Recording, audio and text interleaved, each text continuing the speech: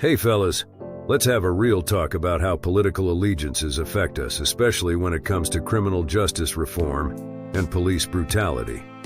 In 2024, our experiences as black men are still heavily influenced by who's in power and the policies they push. Our communities thrive when we have the power to make decisions that affect us. Political allegiances can either empower us or keep us stuck in the same cycles of inequality. We know all too well the sting of systemic racism and how it plays out in the criminal justice system. The leaders we choose can either be our allies in the fight for racial justice or obstacles to our progress. Remember Stephen Perkins? He was one of us. Shot in Alabama last August, unarmed with his hands raised, yet officers fired. His story is a painful reminder of the deadly consequences of racial profiling and police brutality. Stephen was only 39 years old, a father and a husband, known for being a pillar in his community. On that fateful night, he was mistaken for a suspect in a robbery. Despite clear evidence showing he posed no threat, the officers decided to shoot. Why did this happen? How can we still be seen as threats even when we comply, even when we surrender? This tragic incident sparked outrage and protests. Yet it also brought an all too familiar sense of hopelessness. How many more of us have to die before real change happens? Despite all our efforts for reform, marches, petitions, conversations with lawmakers, we're still vulnerable to violence and discrimination by those who are supposed to protect us. How can we trust a system that consistently fails us? Stephen's story isn't isolated. It's part of a larger pattern where black men are disproportionately targeted and killed by police. How many times have we heard this narrative?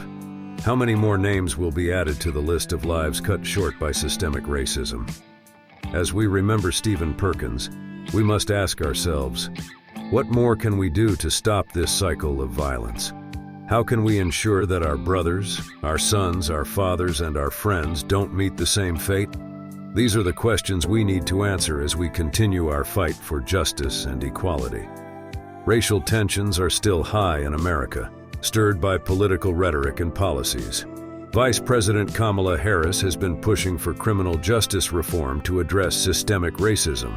She's been advocating for ending cash bail, legalizing marijuana, and expunging convictions related to it, policies that impact us directly. In contrast, Donald Trump's time in office was marked by policies and rhetoric that often stoked racial tensions and further criminalized our communities. During his presidency, he referred to Black Lives Matter protesters as thugs and supported aggressive policing tactics.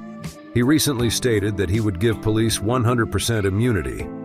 His administration rolled back Obama-era guidelines aimed at reducing racial disparities in school discipline and encouraged the militarization of the police. These actions made our communities feel more targeted and less safe. The stark difference between these political stances shows just how important our political allegiances are in shaping our lives. Who we support and vote for can either move us towards justice and equality or drag us back into deeper systemic oppression. We know systemic racism runs deep in this country. Political reform is crucial to breaking these chains. We push for changes that tackle social issues like police brutality and racial profiling.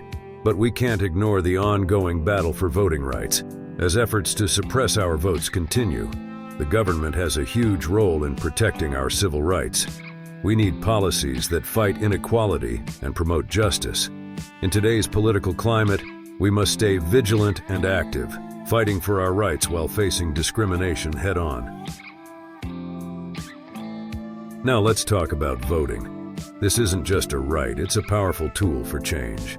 Our political allegiances don't just shape our lives, but the future of our communities.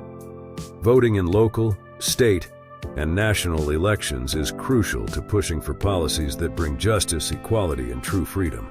And, in the words of John Lewis, the vote is precious, it is almost sacred. It is the most powerful nonviolent tool we have in a democracy. For us, voting is essential. It's how we continue the fight for racial justice and community empowerment, ensuring our voices are heard and acted upon. So let's stay engaged, stay informed, and most importantly, let's vote. Our future depends on it. Support the channel. Subscribe, like, comment, and share.